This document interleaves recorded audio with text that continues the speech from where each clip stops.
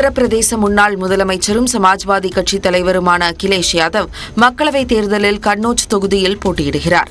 80 தொகுதிகளை கொண்ட உத்தரப்பிரதேச மாநிலத்தில் 7 கட்டங்களாக தேர்தல் நடைபெறுகிறது.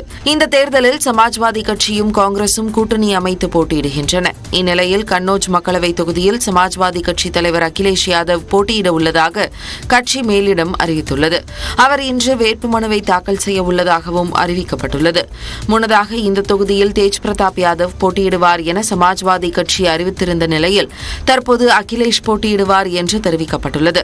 இதன் மூலம் 10 ஆண்டுகளுக்கு பிறகு மீண்டும் கன்னோஜ் மக்களவைத் தொகுதியில் அகிலேஷ் யாதவ் போட்டியிடுகிறார். ஏற்கனவே 2000, 2004, 2009 ஆகிய ஆண்டுகளில் கன்னோஜ் தொகுதியிலிருந்து அகிலேஷ் தொடர்ச்சியாக வெற்றி பெற்றிருந்தார். 4ஆம் கட்ட வாக்குப்பதிவு நாளான மே 13ஆம் தேதி இந்த தொகுதிக்கு வாக்குப்பதிவு நடைபெறவுள்ளது. வடதமிழக உள் மாவட்டங்களில் இன்றும் வெப்ப அலை வீசும் என வானிலை ஆய்வு மையம் எச்சரித்துள்ளது. தமிழ்நாட்டில் கோடை வெப்பத்தின் அளவு நாளுக்கு நாள் அதிகரித்து வரும் நிலையில் நேற்று மட்டும் 15 இடங்களில் 100 டிகிரி ஃபாரன்ஹீட்டை தாண்டி வெப்பம் பதிவானது. அதிகபட்சமாக ஈரோட்டில் 107 டிகிரி அளவிலும், திருப்பத்தூர், வேலூர் பகுதிகளில் 106 டிகிரியை தாண்டியும் வெப்பநிலை பதிவாகியுள்ளது. தருமபுரி, கோவை, நீலகிரி, வேலூர் உள்ளிட்ட மாவட்டங்களில் பொதுமக்கள் பகல் 12 மணி முதல் 3 மணி வரை தேவையின்றி வெளியே வர வேண்டாம் என மாவட்ட நிர்வாகங்கள் அறிவுறுத்தியுள்ளன.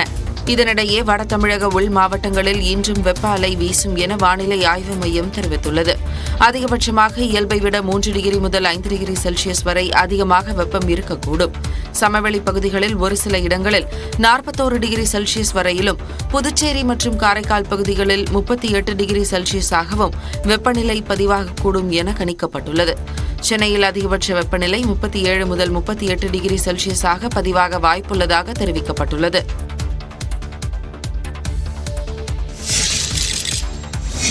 வெயிலின் தாக்கம் அதிகரித்து வருவதால் தேவையின்றி மக்கள் 11 மணி முதல் 3 மணி வரை பயணங்களை தவிர்க்க வேண்டும் என்று மருத்துவர்கள் அறிவுறுத்தியுள்ளனர். கோடைக்காலத்தில் பருத்தியால் ஆன தளர்வான உடைகளை உடுத்த வேண்டும் என்று மருத்துவர்கள் அறிவுறுத்துகின்றனர். ராஜீவ்காந்தி அரசு பொது மருத்துவமனையின் தலைவரான தேரணிராஜன் இதுகுறித்து நியூஸ் 18 தமிழ்நாடு தொலைக்காட்சிக்கு பிரத்யேக பேட்டியளித்துள்ளார். அதில் வெப்பத்தின் தாக்கத்திலிருந்து விடுபட நீர் ஆகாரங்களான இளநீர், மோர் ஆகியவற்றை அதிகம் எடுத்துக் கொள்ள வேண்டும் என்றும் அவர் கூறியுள்ளார். வெயிலின் தாக்கம் அதிகரிப்பால் சுய நினைவை இழக்க நேரிடும் என்றும் அவர் எச்சரித்தார். அவருக்கு தலைவலி, கடுமையான தலைவலி இருக்கலாம். அதே மாதிரி பார்த்தீங்கன்னா லைட் ஹெட்டட்னஸ், அப்படியே பலுவாக இருக்குது, இல்லைன்னா ஹெவியாக இருக்குது, இல்லை லைட்டாக இருக்குது, இல்லது தடனை வேர்த்து போகிறது மட்டும் இல்லாமல் வெளுத்து போகிறது, இது ரெண்டும் இருக்கும். பல்ஸ் இடம் கூடிடும், நெஞ்சு படபடப்பு அதிகமாகிடும், ஒரு சோர்வு, ஒரு கன்ஃபியூஸ்டு ஸ்டேட், நம்ம எந்த நிலைமையில் இருக்குன்னே தெரியாமல் சோர்ந்து உட்காந்துருது. இது ஹீட் எக்ஸாஸ்ட்னு சொல்லுவோம்.